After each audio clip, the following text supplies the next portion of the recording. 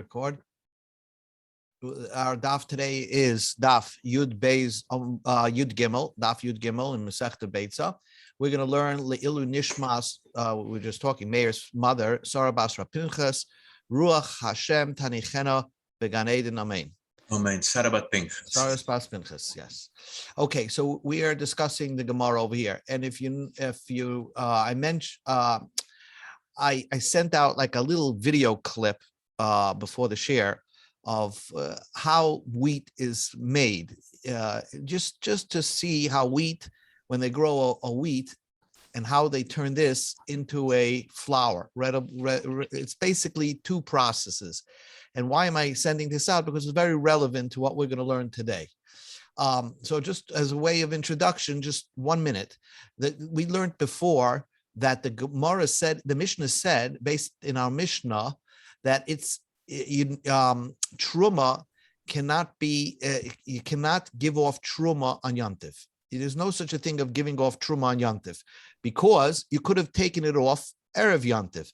Since wheat can only be processed prior to Yantiv, on Yantiv you cannot process wheat because it's malachas that are asurais. Therefore, since you could have take off truma Erev Yantiv, you're not allowed to do it on Yantiv. That's what the Mishnah in the conversation talked about yesterday. You can't take off truma from wheat on Yantiv. So now let's examine that. Is that 100% true?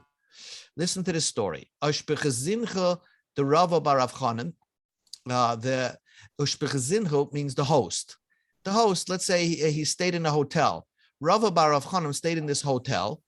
Havele isurosa de chardala. He had a bundle of mustard. Mustard looks like wheat, and you eat the seeds, right? Mustard looks like wheat, and you eat the seeds. Hello, Lewis. We just began. I'm going to just repeat it again. The Gemara just begins about like Yud Beis and Yud Beis, about 9 lines from the bottom. Ushbechazinhi the Rava Barav Chanan havele isruyasa de chardala. The host, the hotel host of Rava Bar Chanan, had this bundle of mustard. So what was the question? Inside the husk of mustard, right? Inside there's a seed of mustard which is edible. So Amalei, he asked the question, Mahu lafruche umeichel b'nei b'yantiv. Can I crush the husk in order to eat the seed of mustard that's inside of it? What's the problem? We know you're allowed to do anything cooking and baking on Yantiv. And Torah says, Eichel Nefesh is permitted to be done on Yantiv. But those malachas, baking, cooking, shechting, in order to have fresh food, you needed to do it on Yantiv. So there you have a dispensation that you could do those malachas on Yantiv for food. But this, separating a kernel from its shaft on Yantiv, it could have been done before Yantiv. So therefore, it's not permitted to be done on Yantiv, okay? Something that could have been done before Yantiv, very important. Not every malacha is permitted to be done on Yantiv. Something that could have been done before Yantiv is not permitted. So, but the question was, they're not really doing a malacha over here. What he's doing is he's breaking it with his fingers. So normally this is done by an implement, an instrument that does this for you. But he's doing it by hand, which is not really the normal way of doing it. So his question was, can this be done on Yantiv? So he asked, the host asked, Rava Bar Chanan, is it permitted? Loi have a bidet. He didn't have it, the answer. He didn't know. Also the Kami de Rava, he went to Rava. Amalei, he said like this, Moilil Melilos. Moilil Melilos is what's done by wheat. The same idea. You take this wheat stalk. Inside these little things are what's called berries. You can kvetch them with your fingers and take out the berries on Yantiv, okay? Mafarche and kidneys, and you could do the same thing for beans. Beans grow the similar way. You could crush that chaff, and you could do that on Yantiv because it's not really a malacha of disha, and therefore it's only like a drabanan. It's permitted to be done on Yantiv. Abaya asked the question. He's going to show from a brisa that seems to say you can only do this erev Yantiv. You can't do this on Yantiv. Someone who squeezes wheat stalks on erev Shabbos. Now, it's still not edible. I want you to know. That's why I sent this video out. If you watch it after the learning, you'll see what we're talking about. After you take out the berry inside of it, there's something called a shaft on it, a shaft, which makes it still not edible to eat the berry. We don't eat the berries, but if you like popcorn and you eat the corn without, then you probably like this too. But you can't eat it with the shaft on it. So what do you do? What the ancient times they would winnow. Winnow means you throw it up to the wind, and this shaft comes off of it. So if you did this Erev Shabbos, you crush the wheat and you have the wheat berry in your hands. Lamachar, the next day on Shabbos, to get the shaft off, you could throw it from one hand to another hand, and then the shaft will fall off. Don't use an instrument that's meant to do that. If you look, there are certain ways to do that, plates and certain tools to do that for you. You can't use those tools on Shabbos. Then the Brisa says, if you do this melilos on Erev Yantiv, you squeeze the wheat and take out the berry. Lamachar on Yantiv, you could actually take the shaft off one by one, and eat it, and you could use a tool to do it. Even a certain type of vessel, a large plate. You can't use a big sifter for that, because when you're using a big sifter, it looks like you're making a lot of wheat, preparing a lot of wheat, not just for Yantiv, but for the week.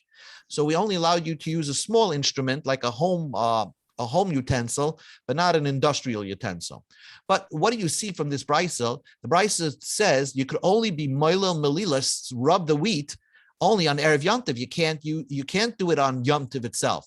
So Erev Yantiv only, yes, you can only rub the wheat to take out the berry only on Erev Yantiv. B'Yantiv loy, on Yantiv you cannot do that. So this is a question against Rabbah, who said you could do it on Yantiv. So the Gemara says, "Afila tema b'Yantiv." You could even do it on Yantiv. Since when it comes to Shabbos, this must be done on Erev Shabbos. That's why the end of the brisa says that when you're dealing with Yantiv, it should be done from Erev Yantiv. But really on Yantiv, you don't have to. It could be done even on Yantiv. It doesn't necessarily have to be done Erev Yantiv. On Yantiv itself, you can just rub the wheat, take the berry out. So now this all led up to this kasha. If that's the case, now the way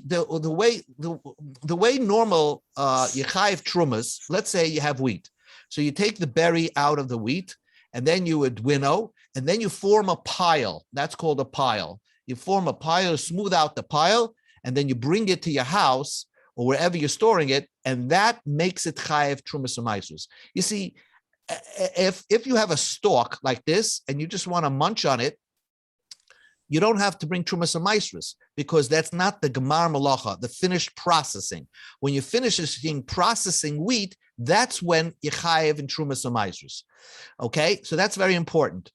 It's when you finish processing. What the Gemara is saying over here is, if you're permitted to squeeze, if someone brings this piece of wheat home and squeezes it to get the berry out, right? Because let's say he likes the berries. Normal people don't like these berries. Normal people would turn the berries, after winnowing it and crushing it, they turn it into white flour. But he likes to eat the berry itself. So if that's the case, and you're allowed to do this on Yantiv, so when you're doing that on Yantiv, at that moment, you're chayiv in trumas u'maisros. So how does our Mishnah say that on Yantiv, there's no possibility of being mechayiv to be mafresh trumas u'maisros? Here we see that if this was done on Yantiv, you should be permitted to separate truma. That's what he's saying. Im kain, if so, mitzinu truma shezakai bar haramasai. We see truma is permitted to be separated on Yantiv. Now we learned in the Mishnah, loy, it's impossible. In marta betruma, truma she'ein is a kai bar haramasai. It's impossible to have a case of truma where you could separate it on Yantiv. It's impossible, because all the stuff stuff must be done before Yantiv. Hey, wait, Mailil and Melila, squeezing it is a permitted act to be done on Yantiv, and therefore when you do it on Yantiv, that's when you chayiv in trumas u'maisros. So why did our Mishnah say there is no trumas u'maisros on Yantiv? So Gemara says, Loi kasha, this is not difficult. We go to the top of your Gimel Amud Aleph. Rabbi Yosef bar Yehuda. there's a difference between Rebbe and Rabbi Yossi ben Yehuda. The Tanam we learned in the Mishnah. The Tanya we learned in the Brayta. Hichnes shibolin lasses behen isa. A person brought these wheat stalks into his house. Now that's not the normal way, because usually you process the stuff in the field, right? Because that's where you could throw it up in the wind. I don't know how it works, but you process it in the field. But a guy took those wheat stalks and brought it into his house. His intention is to do it, at home and make and grind it and thresh it, grind, winnow it, and grind it all at home. And all he wants to do is la'asis mehem isa, to make a dough. So then, since you're making a dough, so then it's not chayiv and trumas and maasros until actually you make it into flour and into a dough. You're always allowed to eat from it, even a snack midrabanan. And you can eat totally without being mechayiv and trumas and maasros at all, and you're potter from trumas and maasros. But let's say you brought these wheat stalks home, but your intention was to eat the berry. You're just going to rub it and eat the berry. Rebbe mechayiv. Rebbe says that's chayiv, because since you're not going to process it any further, the gemar malacha of it, the finished product, is when you bring it into the house, because you're not going to do much processing in this piece of wheat. So right away, it's chayiv and maasros. Comes along with a big chiddush of this Tana, Rabbi Yossi bar Yehuda poiter. Rabbi Yossi bar Yehuda says that it's potter. Imagine you bring this wheat stalk home and you start munching on the berries inside. You squeeze it and take the berries. It's never chayiv and trumas and maasros, because that's not the normal way of processing wheat. So therefore, our Mishnah, who says that you never have a case where you're chayiv to take off trumas and maasros on yontif, is according to Rabbi Yossi bar Yehuda, because even if you did moilulam b'melilos, you would still be potter from truma, from giving off truma, because it's never chayiv and truma. So the Gemara says, wait a second, it could be you chayiv and truma. Rabbi Yossi bar Yehuda nami mishkachat la. It's possible to have, even according to Rabbi Yossi bar Yehuda, if you do moilulam b'melilos, it would be chayiv in truma. Kagoin. You brought the wheat stalks into your house, and your intention was to further process it to make it into a dough. Once your intention is to make it into a dough, this piece of wheat stalk is on its way to be mechayev and trumas and maasros. So it's not a potter wheat stalk; it's actually a chayev wheat stalk, but not yet. Once you've nimlach alei lemoilim b'yantiv, but then you decide to eat the berries of it on yantiv, right? To squeeze and eat the berries. So then, since that makes it that you decided it's finished processing, and you wanted to make it into normally processed wheat, so therefore it's chayiv and trumas and maasros. So what? You will now want to change your mind and use it for berries. Once it had the obligation of trumas and maasros on it, it doesn't go off. The tavla b'yami, it becomes tavel on yomtiv. And because you're allowed to do this, you should be chayiv to take off truma even on yomtiv, right? Because I want to make it even more clearer. And yontiv, I'm allowed to make a dough, right? You're allowed to make a dough because Chazal said people want to eat fresh cake and fresh challah on yontiv, right? So once you're allowed to make a dough, you're allowed to take off the challah, the piece of dough, to give to the kohen. You're separating it. That's because Chazal would not stop you from doing that if they permitted you to make the dough on yontiv. So if they allowed you to make moilel and belilos, and you're obligated to give truma, then you see even on yontiv there's cases of truma where it's possible to be mechayev in truma, and you're obligated to separate truma. So what does the Mishnah mean when it says a blanket statement that it's never possible that you'll be mechayev to separate truma on yontiv? So the Gemara says alamai truma roiv truma. Most of the time, truma is impossible on yontiv. Yes, you'll figure out a case of a weird case of moilim melilos where you'll be obligated in truma, but on normal cases, let's say you're apple picking, so you could have. There's no further process. You could take off trumas and maasros, before yontiv. It's never. In most cases of truma are possibilities where you could have separated truma before yontiv. So therefore, on yontiv, you're not allowed to do it. Now comes the Gu Gemara. Amar Abaya. Abaya just further qualifies this machlokes. Again, there was a machlokes that we brought in the conversation here. If a person brought these wheat stalks home to squeeze out the berries, so Rebbe says it's normal. That's the way it is. Yechayev and trumas and maasros. You're going to eat before you eat those berries, and you make a little pile of little berries, take off truma and give it maasros. Rabbi Yossi bar Yehuda says it's always potter, because that's not the normal way of of processing wheat. Wheat normally is processed by, making it into flour, not chewing on the berries. So the Gemara says, Machlokes, the argument is b'shibolim, by wheat stalks. Alva b'kitnius, by beans, divri hakoil, since beans, people eat them, berry by berry. Okay, so it's a little different than wheat. So divri hakol asuyurasa tivla. As soon as you bring it home in a bundle, it's tevel. In other words, because since sometimes people, you could make bean flour, but a lot of times you don't make bean flour. You just eat the bean itself. So therefore, eat the bean by bean. So therefore, as soon as you bring the bundle home, it's chayev and trumas and maasros. So even Rabbi Yossi bar Rabbi Yehuda, who pottered by wheat, would agree by beans. Lema Messiah. Let us prove that concept is true. That Rabbi Yossi bar Rabbi Yehuda would agree that by beans, since the derech is to eat it berry by berry, so therefore it would be mechayev and truma when you bring it home as a bundle, because the brisa says misha hoyeloi chavile tilton shel tevel. We're going to assume that the author of this brisa is Rabbi Yossi bar Yehuda, and what it says there is if man has a bundle of tilton. Tilton is a health food called fenugreek, very healthy, and he had the bundle of tilton of tevel. Now it has a stalk, and it has the seed inside of it, which is used, I think, for cooking. It's, the Indians eat it a lot. It's very healthy, the Gemara talks about. Anyway, harezeh koitish, you can crush it. And umchashav kama zera yesh behem, you figure out how much seeds are in this tilton. Umafresh al hazera be'ena mafresh al eitz. You give truma to the kohen for the seed, but not for the branch itself, the shaft, the stalk itself, because the stalk is unedible food. Although the stalk is edible, you could act the stalk like bay leaves. You could put it it adds flavor, but it itself is not edible. So therefore, the only part that's chayiv and truma is the seed, but not the eitz. So my love, what do you say that this brisa is? Who's the author of this brisa? Rabbi Yossi bar Yehuda. The author of the brisa is Rabbi Yossi bar Yehuda, the Amar Hasam, that would say by wheat, la tivla, it's not tevel. Hacha over here, by beans, tevela, it's tevel, and by fenugreek, it's tevel. So you see a proof to Abaya's hunch that Rabbi Yossi bar Yehuda only pottered wheat when you eat it berry by berry, but not other foods which like fenugreek, which you could eat by berries, by squeezing out the fruit and not making it into a powder. So the Gemara says, "Law Rebbe he." This brisa is Rebbe. It's no proof.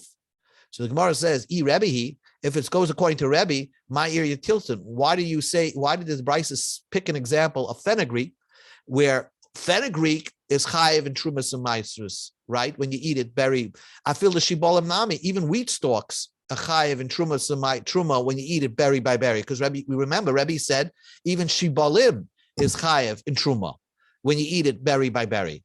Elamai. So the Gemara says, what do you mean? So the Gemara asks back, you want to say the author is Rabbi Yossi bar Yehuda? It still doesn't make sense. Lashmi'inen sha'ar mina kidneys v'kolshkein tilton.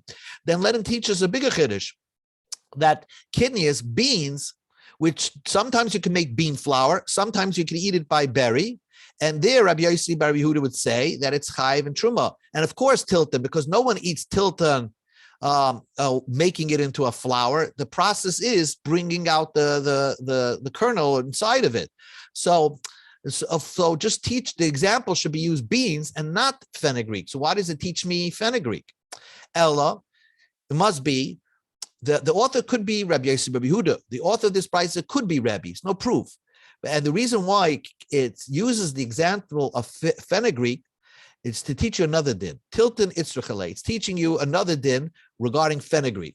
Because I would think that when you're taking off trumas and maasros on fenugreek, you would have to take off trumas and maasros not only on the fruit itself, but on the husk also, because the husk has a flavor to it. So talkadaita chemida, I would have thought hoyel batam eitzur piriyashava, since the taste of the wood and the fruit is equal, the husk and the fruit is the same. Lifresh name aetza, you would have to give trumas off on the husk itself.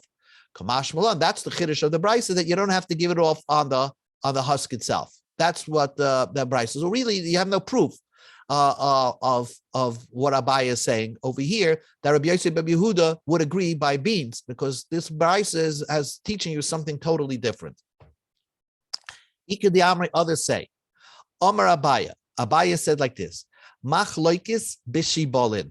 The argument is, if you eat berry by berry, again, you eat this piece of wheat and squeeze it out and eat berry by berry, are you chayiv in trumas and maasros? Rabbi says yes. Rabbi Yosef ben Yehuda says no. Everybody agrees that's the way the argument is. Avo bekitnius, beans, which many people eat berry by berry in beans. I should have brought up a picture of a beanstalk, but many could eat beans with out of the stalk. The riakol is yurasai la tivla. There, the bundles is not tevel. Okay, so then even Rebbe would agree to that. Okay, so that's what he says over here.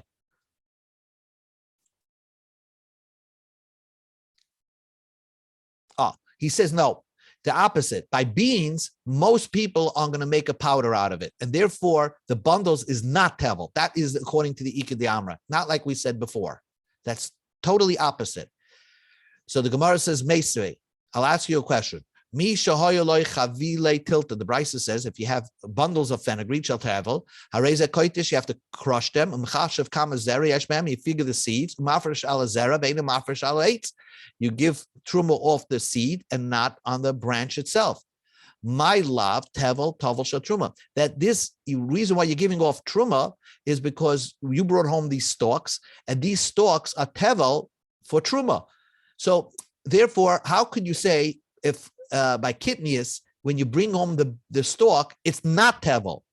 Everybody agrees it's not tevel. And here, if you bring home bundles of fenugreek, everybody agrees it is tevel. It is, you have to take off trumas and maasros. So this brisa is a question according to the Ikad Amre of Abaya. So the Gemara says, law. That's not what the brisa means. Really, if you brought home bundles of fenugreek in the house, you don't have to give off trumas and maasros. So why does it say you do have to give off trumas and maasros?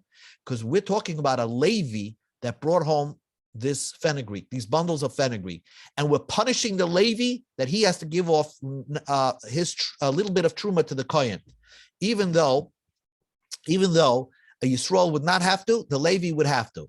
And we're talking about a case why we're punishing the Levi, because a Levi went and took his maasros before a kohen took his truma. So when he does that, he does an avera. He goes to the guy and says, I'm a Levi, give me my maasros. So the guy says, I didn't give to the kohen yet. He says, give me my maasros. So if the Levi takes his maasros, every maasros, a Levi has to give off truma to the kohen, a little piece to the kohen. 10% of his 10% he has to give off to the kohen. And therefore, even though this would not be required in truma, it would not be tevel, a Yisrael would not have to give off truma on just holding bunches of fenugreek. This Levi, who has maasros of fenugreek in bundle form, he would have to give off truma on it. That's what we're saying. Tevel, tovel, shatrumas maisa. Ukud rababo, Amar Rab Shimon ben Lakish. The Amar rababo, Amar Rab Shimon ben Lakish. Maisa rishon, the maisa rishon that belongs to the Levi. Shegdimai b'shibam. The Levi went while it still stalks and went over to the owner and said, "Give me my maisa rishon, my 10%." Shmoi Tovloi, the fact that it's now called Maisera makes it Tevel, that requiring the Levi to give off Trumas Maiser. He has to give off 10% to the Kohen. That's why, even though Shibolin are not required in Truma, if it's bundles, it's not yet obligated to give off Truma. The fact that you called your bundles already Maiser, you are required to give off 10% to the Kohen. So the Gemara explains, why does he have to crosh? Why do we tell the Levi, not only that, you just can't give, some stalks to a kohen and be yaitze. You actually have to koishish, you have to prepare it and give it to the kohen. Give it him something edible. Koitish lamali, why does the Levi have to crush it? Let him say to the kohen, ki heched di havoli hachi yehevnalach. The same way it was given to me as my Sarishan, I'm going to take off a little bit of these stalks and give it to you. Why do I have to crush it and prepare it into edible food for you? Amarava knasa. This is a knas. This is a punishment for the Levi, because when he went without permission and actually took the Meiserishin before the Kohen did, so we make him now, when he has to give his piece off to the Kohen, we make him actually prepare it into edible food by crushing it down, this fenugreek, into the fruit itself and taking away the stalk. Tanya Nami Hachi, we learned in a brisa. Ben Levi shenosnu loy shibola b'maisroisav. A Levi that they gave him stalks for his maisros, for his 10%. So then when he wants to give off his 10% to the Kohen, right? Remember, he takes 10% and now he has to give 10% to the Kohen. He has to give it in edible food. So oisa goren, he has to make it into edible grain. If they gave him wheat, he can't just give stalks to the wheat, to the Kohen. He has to make it into edible wheat, like, take off, winnow and thresh and winnow it. Anovim, if he took grapes, oisa and yain, he has to make them wine. Zaysim olive, oisa shemen, he has to make them into olive. Umashrish alem trumas ma'aser. Only after then he takes off the 10% truma of his share, the nice little koyim. And shekashem, just like shetruma gedola einan itelas ella, we go to Amid Sheni elam and agarnu min yakef. Kach trumas ma'aser einan itelas elam and agarnu min yakef. Just like regular truma is only after it's processed, that's what it's chayav truma. So trumas ma'aser, you have to process it before you give it over to the kohen. That's what it means. Garden and Yaakov, it's processed already. Now the Gemara just wants to add a question. The Brisa says mechashev. In the Brisa says that when the Levi gives off his piece to the kohen, he can make an estimation and give off a little bit, 10% to the kohen. So the Gemara asks a question, mechashev, he can make an estimation, but we know that the maisrus, that the 10% that the Levi gives to the Kohen, he has to actually not do it by estimate.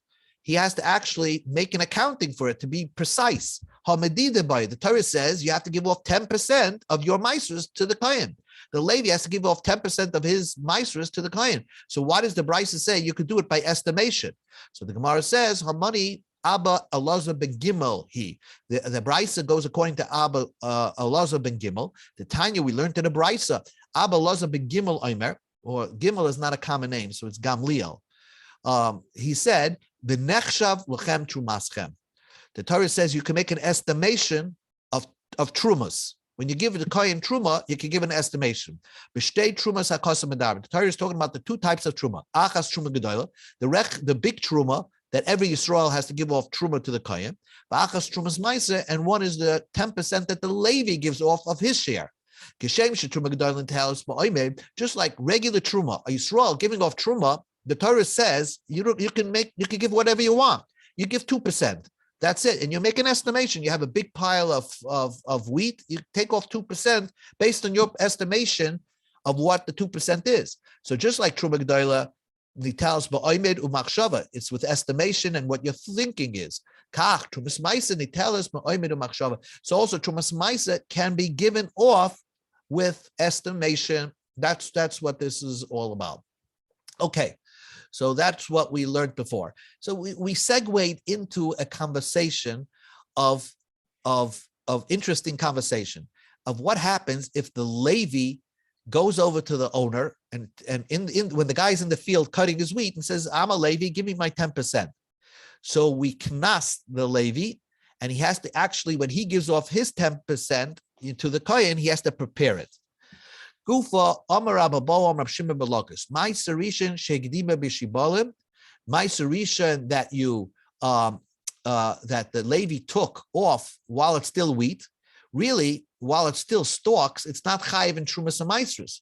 But shemai tiv leila trumas maisrus. The fact that you're calling it maisrus automatically obligates the Levi to give off trumas maiser, the part that belonging to the kohen. My time, and what's the reason? Amar Rav explained. Hoil v'yotza olav shame meiser. Since it's called meiser, so therefore, once it's called meiser, automatically that obligates the Levi to give off something to the kohen. But by the Yisrael, if he has shibalin, wheat stalks, he's not obligated to give truma unless he processes it first. But the Levi has that obligation if it's called Meiser already when it still stalks. Amr Reb Shimon Malakish, Meiser Risha Shegdima B'Shibalim, Patur Mitruma Gedola. Meiser Risha that the Levi took when it's wheat stalks, then the Levi has to give off 10% to the Kohen for Trumas Meiser, but he doesn't have to make up the Truma Gedola that the Yisrael was supposed to give. Because let's take a picture. A man has a bunch of a pile of wheat stalks, right? So technically, 2% of that belongs to the Kohen. But when then you give off the 10% to the Levi. But if the Levi takes his 10% first, then when the Yisrael is giving 2%, he's actually giving 2% minus 10% that it was already given to the Levi. So the Kohen loses out if the Levi took his share first. So when the Levi takes his share first, we don't say to the Levi, make up what the Kohen lost. Give another 2% from your 10%. So Maisa bin Maisa, you only take 10% from Maisa Rishon and give that to the Kohen. You don't have to take off Truma Gedola and Trumas Maisa from the Maisa. So only one time the Levi has to give Truma. He doesn't have to give Truma 2 times Truma to make up for the loss that the Kohen got. Amalei Rapapa Labayis, so Rapapa said to Abayi, Ihachi, if that's the case, is that always the case? If, let's say, the Yisrael had a processed wheat, all processed into a pile with the chaff off and smoothed out, and now he has an obligation, a real obligation, to separate Truma. But instead of separating Truma, the Levi took his share first. Do we say also that the Levi does not have to give both Truma Gedola and Trumas Maisra in that case? So the Gemara says no. In that case, since the Levi came while it was processed wheat, he's obligated to give off 2 Trumas, the Trumas Meiser, and the extra Truma Gedola that was lost because you took yours first. Amalei, Alecha Makra, Bikol Turimias Kol Trumas Hashem. You have to take off all the Truma and give of this Meisris and give it to the Kohen. Umara Isa, what's the difference? When it was processed wheat, so already it had the Yisrael that owned it was supposed to give Truma to the Kohen. So therefore, if the Levi took his first, then he has to give both Truma Gedola and Trumas Maisa.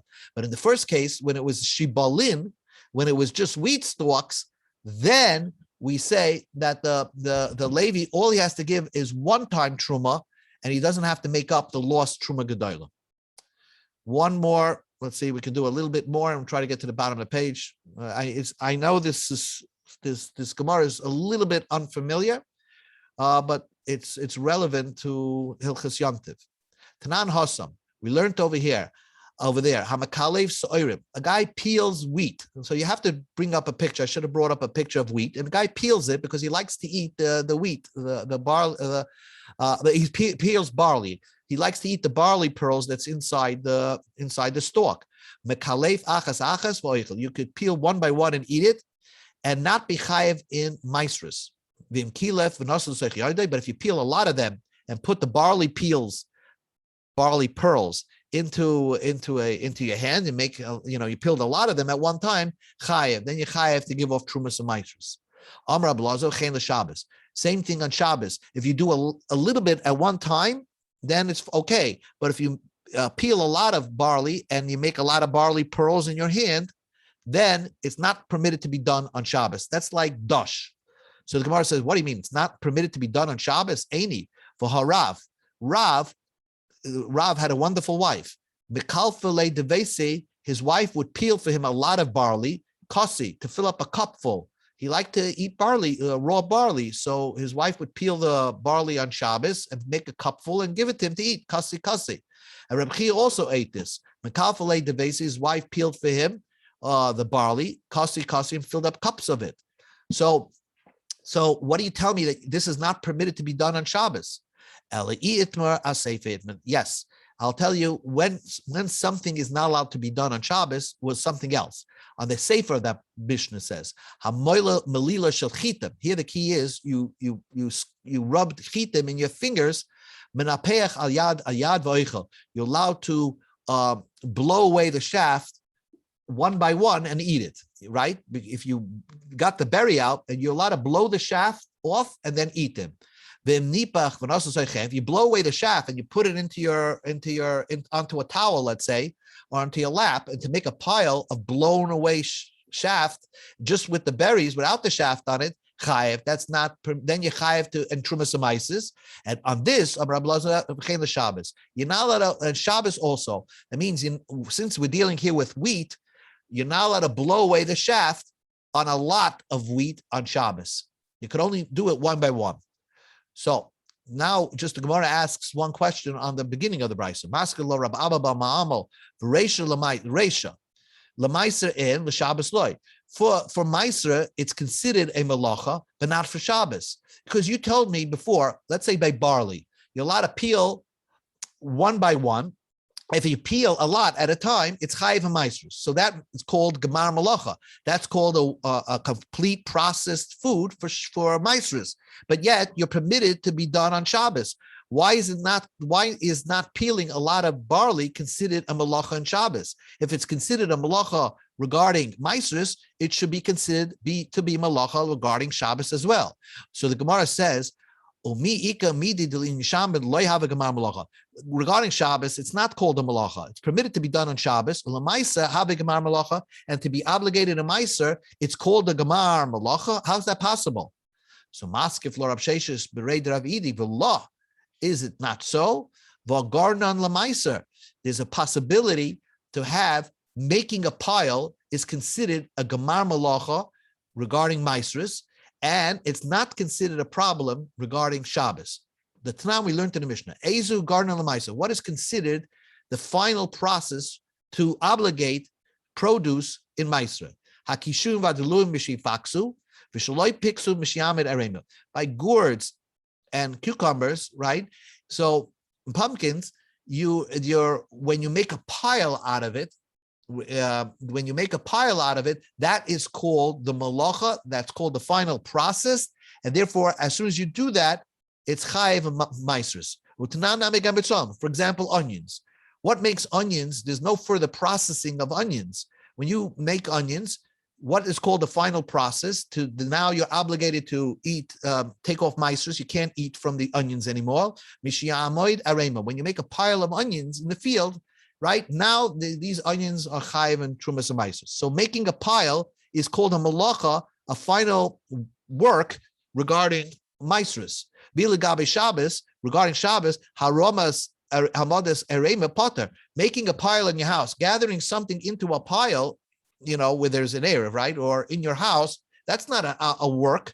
That's not called a malacha. So why is something? So we see from here that is a possibility to have something called malacha when it comes to meiser, and not be considered a malacha when it comes to Shabbos.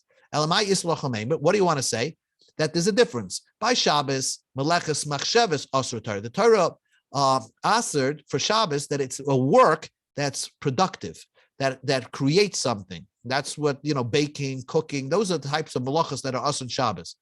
But Hachanami, so over here, Meleches Machsheves Asur Torah. So so also by the reason why making a pile is not considered malach on Shabbos, because that's not a Meleches Machsheves.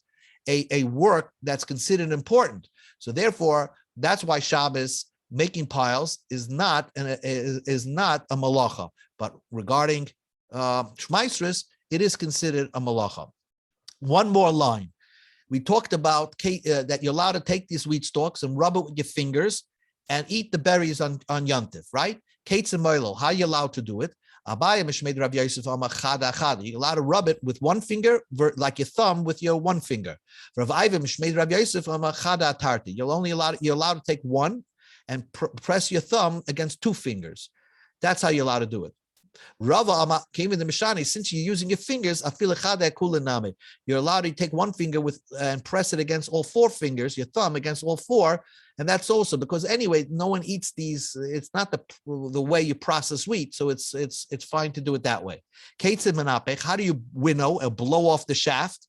Because you said you're allowed to do that one by one. You're not allowed to do it a lot, but you're allowed to do one by one. We go to the top of the page here to get from you can't do it in your hands. from the tops of your fingers. You can blow when the kernels are in the tops of your fingers. Makala b'marava, so in Eretz Yisrael, they would laugh at this suggestion.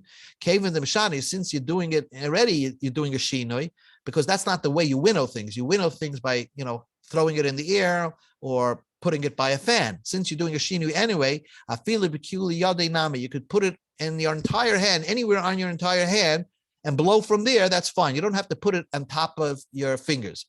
You're allowed to blow while it's in one hand and with your entire, with a big blow, because that's fine. Because anyway, that's not the normal way of blowing. So that ends this difficult daf, but it's a daf that deals with how they used to eat wheat. On if you'd like to snack on this. Two questions, Bob. You said you sent a short movie you made. You sent it. I sent it onto the WhatsApp. I'll send it to you in the email. It's Right. a 4-minute clip. You'll see this guy who grows wheat. He just tells you, I'm going to do it by hand. What all the processes are to make it flour. It's 3 minutes, 4 minutes. Okay. But that's exactly to understand this stuff.